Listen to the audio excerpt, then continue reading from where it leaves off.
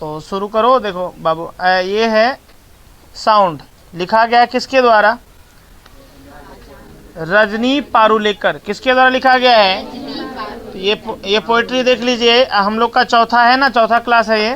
तो रजनी पारुलेकर, तो रजनी पारुलेकर के बारे में हम लोग कुछ जानते हैं। सबसे पहला है रजनी पारुलेकर, बॉर्न इन 1945। ये कब पैदा हुई? 1945 में। कहा था रेसिपेंट ऑफ महाराष्ट्र स्टेट, ये महाराष्ट्र स्टेट की जो निवासी थी ये, सॉरी एक मिनट, महाराष्ट्र यहाँ पर ये रेसिपेंट मतलब होता है प्राप्त करने वाली, recipient of Maharashtra state award, ये महाराष्ट्र के स्टेट अवार्ड को पाने वाली थी, यानी इसको महाराष्ट्र स्टेट अवार्ड मिला था। Is a poet in Marathi with their collections of poem to her credit. अब यहाँ पर कहा था is a poet in Marathi, देखिए एक मराठी कविता के रूप कवि के रूप में इसको महाराष्ट्र स्टेट अवार्ड मिला था। कहाँ गया कवि के रूप में? मराठी कवि के रूप में। ये मराठा भाषा होता है वहाँ के लोगों का, तो मराठी कवि के रूप में इसको महाराष्ट्र स्टेट अवार्ड मिला था। 3 collection of poem of her credit, इसके 3 कविता संग्रह हैं। कितने कविता संग्रह हैं? 3। The present poem taken from Indian literature, इसका जो वर्तमान कविता जो आप लोग पढ़ेंगे साउंड, ये इंडियन लिटरेचर नाम की एक कविता की पुस्तक है, पोएम कलेक्शन है इसका, उसी से लिया गया है। Has been translated by Suhas Suryakant Limaye. इसको जो है, चूँकि ये लिखी है, ये साउंड जो है ये मराठी भाषा में ही लिखा हुआ है, बट इसको ट्रांसलेट वर्जन में हम लोग पढ़ेंगे इसमें, इसको अंग्रेजी में अनुवाद किया गया है सुहास सूर्यकांत लिमाई के द्वारा। किसके द्वारा किया गया? देखिए अब साउंड पर आते हैं। साउंड, अब यहाँ पर देखिए, आप देख रहे हैं कि एक वृक्ष का कटा हुआ ठोह दिया हुआ है, दिया हुआ है कि नहीं दिया हुआ है? देख रहे हो इस तरह से एक,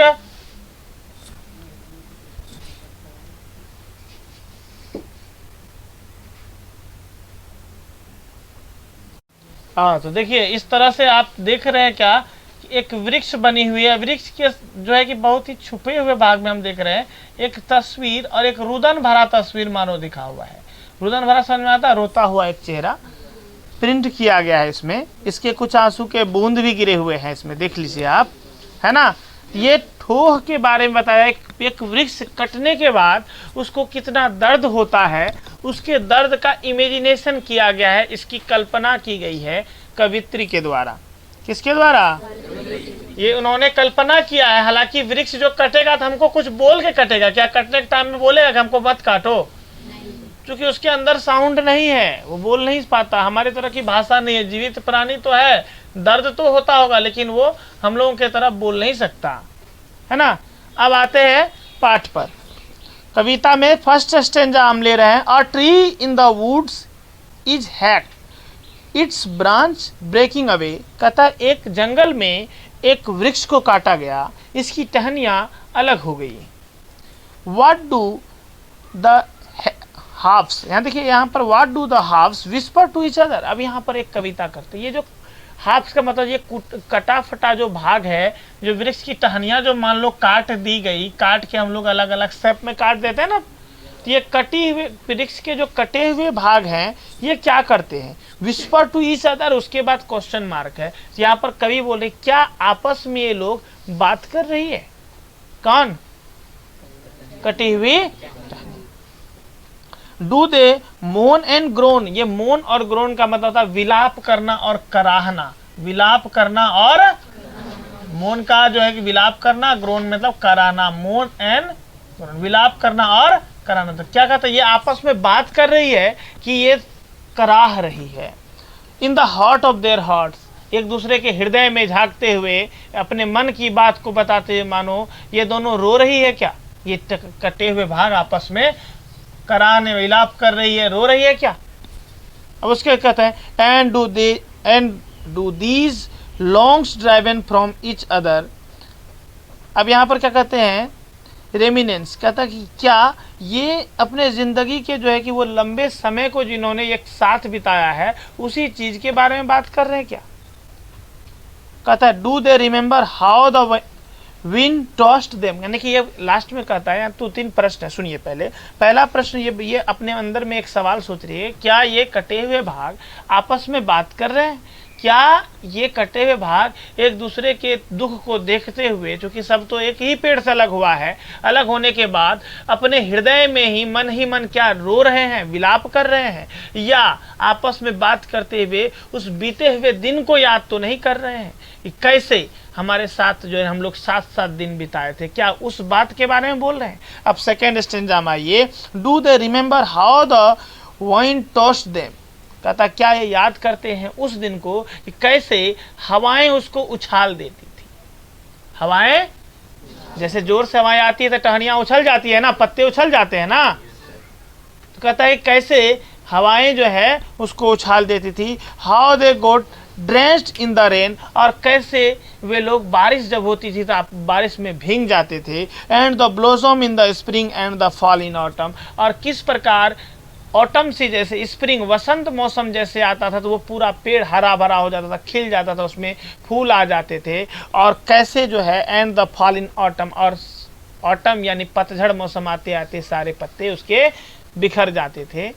तो क्या ये उसी दिन को याद कर रहे हैं, पुरानी बातों को? Oh but the wind knows, कहते ये सब तो हम लोग जान नहीं पाते, ये बात हम जान नहीं पाते। यहाँ पर कवि ने एक प्रश्न ही किया है अपने आप में, क्या वो बात कर रहे हैं, क्या वो करा रहे हैं, या अपने पुराने दिन को याद कर रहे हैं, क्या कर रहे हैं? क्वेश्चन मार्क लगा हुआ है, ये संशय वाला एक है, प्रश्न ही है। तो ओह यहाँ एक्सक्लेमेशन मार्क है, कहता है कि ये पर एक कराह बोल सकते हैं इसको व्यक्त करते। Oh but the wind knows, कहते ये सब कौन जानता है, ये सब चीज को हवाएं जानती है। कौन जानती है?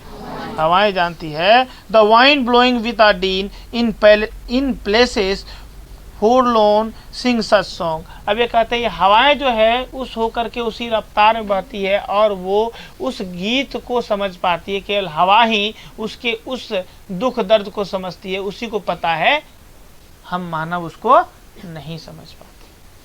अब लास्ट स्टेंजा हमारा तीसरा जो है, कहता दो song not all could praise many a man is blunt. अब यहाँ पर कहते हैं ऐसे जो सॉन्ग हैं,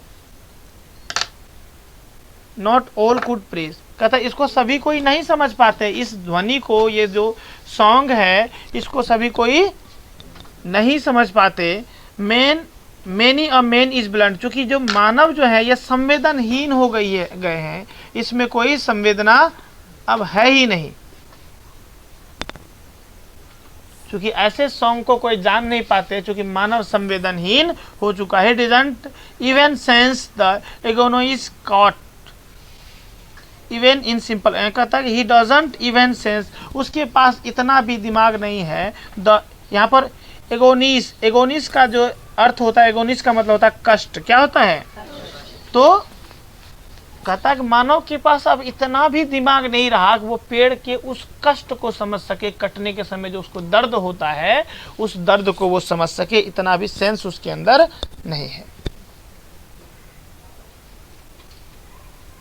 इवन इन सिंपल वर्ड, कहता है कि चलिए इसकी वजह साधारण शब्दों में हम ये कहते हैं, what then of this song they are just sound. कहता है जब हम समझ ही नहीं पाते, जैसे देखिए अगर हमको कहीं क्या कोई साउंड दे दिया जाए, कहीं की कोई संगीत दे दी जाए, अगर उस संगीत की भाषा को अगर हम नहीं समझ सकते तो हमारे लिए एक ध्वनि मात्र है, एक म्यूजिक मात्र है, क्या हम उसका कोई अर्थ निकाल पाएंगे?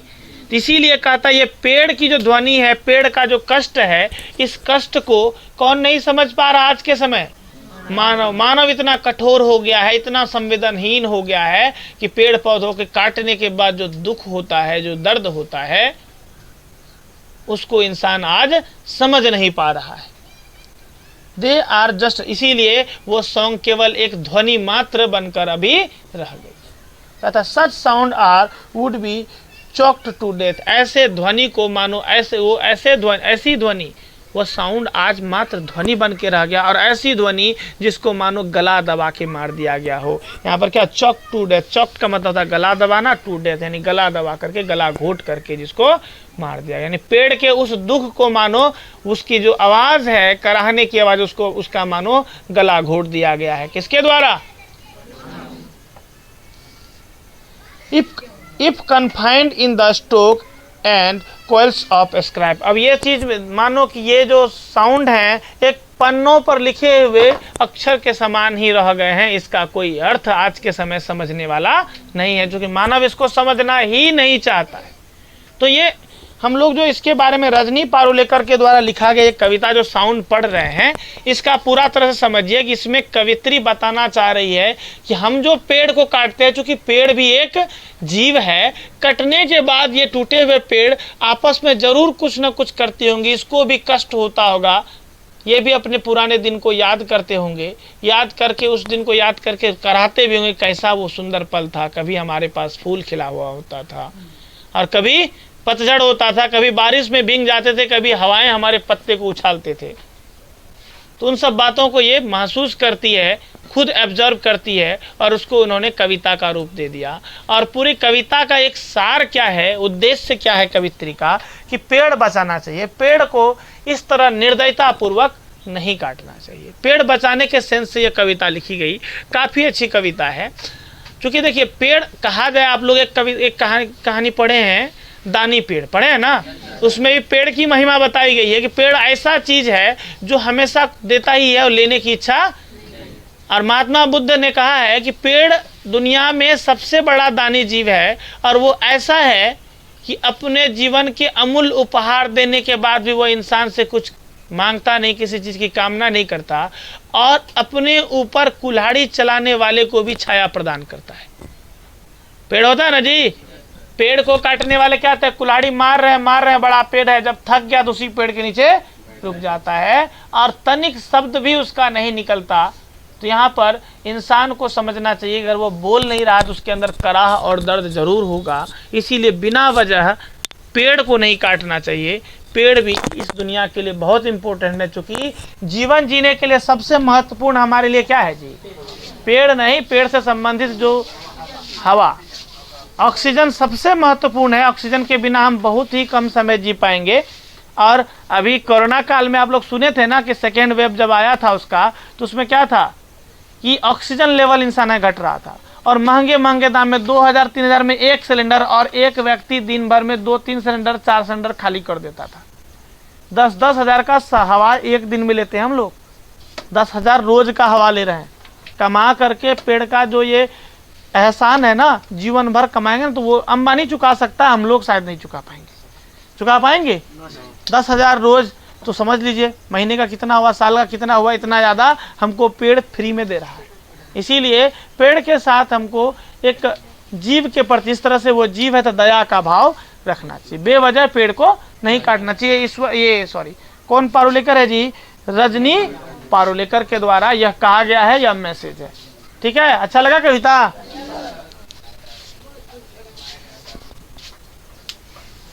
चलिए इसका सारा वर्ड जो है, वर्ड को देख लीजिएगा, 2-4 बार प्रोनाउंसिएट करिएगा ना, इसको पढ़िएगा 2-4 बार, तो जो पढ़ने के समय जो कुछ उच्चारण दोष होता है, प्रोनाउंसिएशन का प्रॉब्लम होता है, वो प्रॉब्लम ठीक हो जाएगा।